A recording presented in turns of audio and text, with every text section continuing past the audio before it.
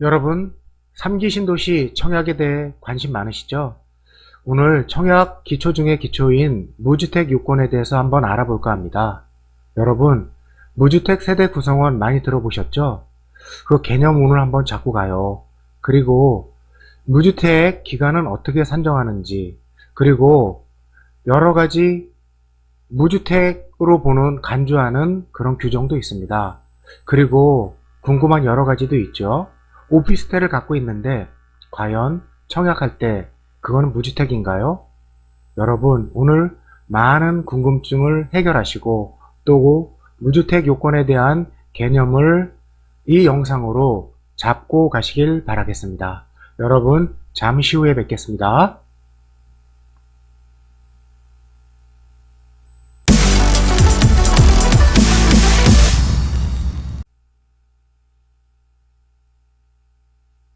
여러분 안녕하십니까? 경기도 고양시 행신동에서 공인중개사 사무실을 운영하고 있는 행신참전 여러분께 인사를 드립니다.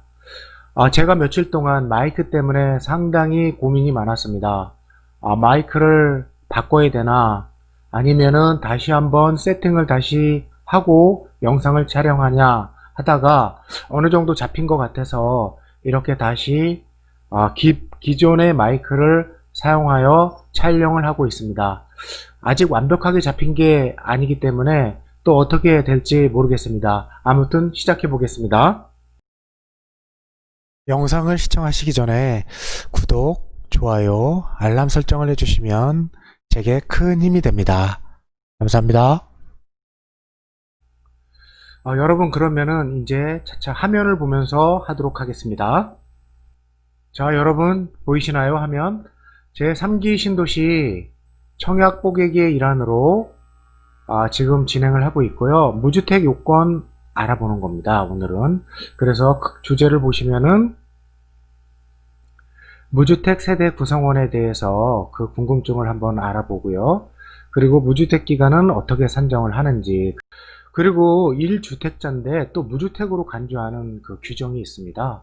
대표적인 게 소형 저가주택 같은 게 있어요. 그리고 상속주택, 폐가 뭐 이런 것들이 있습니다. 그리고 무주택과 관련된 그 여러 가지 궁금증이 있는데요. 그걸 Q&A로 한번 몇 개 알아보도록 하겠습니다.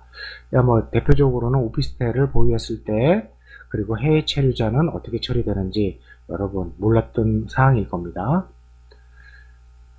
그리고 여러분 3기 신도시 청약 당첨 전략 요거 틈틈이 다시 한번 보시면서 청약 전략을 전반적으로 다듬어 나가시길 바라겠습니다. 자, 그렇다면은 무주택 세대 구성원 한번 뽀개 볼까요? 자, 무주택 세대 구성원이란 이렇게 되어 있습니다. 무주택 세대 구성원은 동일한 주민등록표 등본에 함께 등재된 세대 전원이 주택 또는 분양권 등을 소유하고 있지 않은 세대 구성원을 말합니다. 즉, 무주택 세대 구성원을 말하겠죠. 자, 그러면은 그리고 분양권 등에 대해서는 아래 사항을 그냥 한번 보십시오.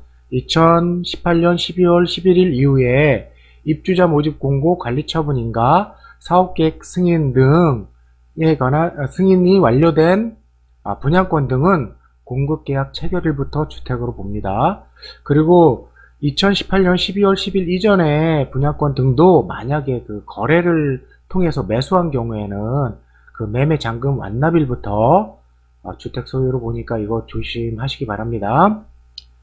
배우자 분리 세대가 많이 종종 있을 텐데요. 청약 신청자의 배우자가 별도의 주민등록표 등본에 등재되어 있는 경우에는 그 배우자와 배우자의 주민등록표 등본에 등재된 직계 존비속을 포함을 합니다. 세대 구성원으로요.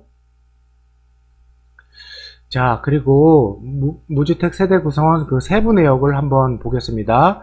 요 뒤에 내용과 상관이 있는 건데요. 자, 무주택 세대원 청약 시 세대원 판단 기준에 대한 내용입니다. 이 부분도 정지화면으로 보시고 자세히 보실 필요가 있겠습니다. 이쪽으로 옮겨놔야 되겠네요.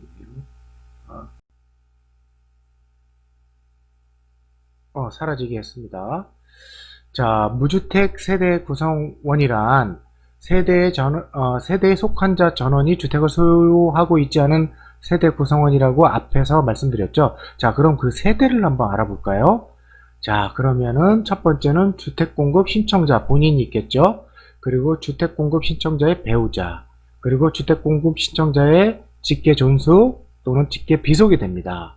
주택공급 신청자의 배우자의 직계비속, 예를 들면 직계비속의 배우자를 포함합니다. 요게 전부 다 같은 세대에 속한 자로 보는 것입니다. 그리고요, 형제, 자매, 동거인 등은 청약자와 동일한 주민등록표 등본에 등재되어 있어도 청약자의 세대에 속한 자가 아닙니다. 그리고 배우자 분리세대인 경우에는 배우자 및 배우자와 동일한 세대를 이루고 있는 직계존속, 배우자의 직계존속도 포함하겠죠. 및 직계비속의 배우자를 포함해서 같이 포함됩니다. 자, 이게 요 앞에 세대를 판단하는 기준입니다. 그래서 청약자 본인이 있고 그 배우자가 있고요. 그 청약자의 본인의 직계 존속, 부모나 조부모도 해당되고요. 그 다음에 직계 비속, 자녀, 손자녀도 포함합니다. 그리고 그 배우자의 직계 존속도 포함을 하고요. 그리고 여기서는 요거 부분을 세대원이라고 보잖아요. 반대로 비세대원은 형제자매, 본인의 형제자매, 그리고 배우자의 형제자매는 비세대원으로 봅니다. 동거인으로 보겠죠. 상기 무주택 세대 구성원 요건을 충족해야만 민영주택 특별공급 및 국민주택에 청약할 수가 있습니다.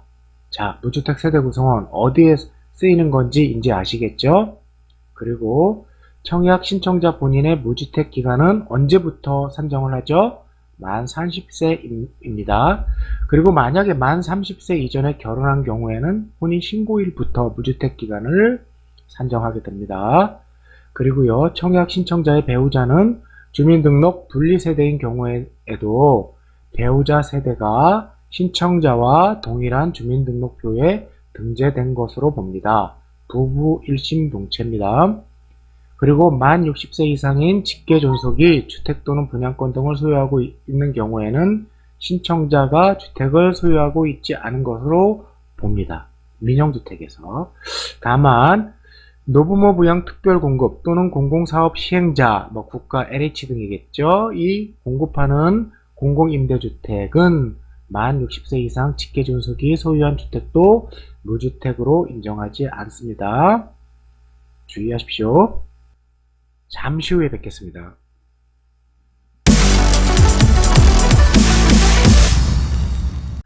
여러분, 무주택 세대 구성원에 대한 개념을 다시 한번 제가 알아봤습니다. 좀 자세하게 설명을 드렸는데 또 차분차분 또 읽어보시면은 많은 도움이 될 겁니다. 자, 그러면 또 이어서 다음 화면을 보시죠. 자, 여러분, 이번에는 무주택 기간을 어떻게 산정하는지 그거에 대해서 알아볼까 합니다. 자, 무주택 기간 산정 방법 제가 한번 정리를 해봤는데요. 자, 청약 신청자 및 배우자 이렇게 나눈 것은 이것 때문에 그럽니다. 무주택자에 대한 무주택 기간은 청약 신청자 본인 및 배우자를 기준으로 하기 때문에 이렇게 해놓은 겁니다. 자, 청약 신청자 및 배우자가 주택을 소유한 적이 없는 경우 그리고 주택을 소유한 적이 있는 경우로 나눠서 먼저 주택을 소유한 적이 없을 때는 청약 신청자가 만 30세 이전에 결혼한 경우에는 혼인신고일부터 입주자 모집 공고일까지 무주택 기간을 산정합니다. 만약에 청약 신청자가 만 30세 이전에 결혼하지 않은 경우에는 만 30세부터 입주자 모집 공고일까지 무주택 기간입니다. 그리고요, 만약에 주택을 소유한 적이 있을 때가 있지 않습니까? 그럴 경우에는 청약 신청자가 만 30세 이전에 결혼한 경우에는요, 무주택자가 된 날과 혼인신고일 중 늦은 날부터 입주자 모집 공고일까지 됩니다. 즉, 주택을 처분한 날과 혼인신고일 중 늦은 날부터 입주자 모집 공고일이 됩니다. 30세 이전에 결혼한 경우가 그렇다는 거고요. 만약에 청약 신청자가 만 30세 이전에 결혼하지 않은 경우도 있지 않습니까? 그럴 경우에는 주택을 처분하여 무주택자가 된 날과 만 30세가 된 날 중 늦은 날이 되겠습니다. 그때부터 입주자 모집 공고일까지 무주택 기간으로 봅니다. 청약 신청자의 배우자가 결혼 전 소유했다가 처분한 주택은 제외하고 산정합니다. 자, 이렇게 해서 청약 가점 점수에 이 무주택 기간이 적용되는 겁니다. 요 청약 가점에 대한 것은 많은 영상이 반복적으로 있기 때문에 그냥 이 정도로 넘어가겠습니다. 무주택 기간 산정하는 것은 이것으로 간단히 넘어가고요. 자, 그럼 다음 궁금한 것 중 여러 가지가 나오는데요. 자, 무주택으로 간주하는 경우가 있습니다. 자, 화면을 한번 보실까요?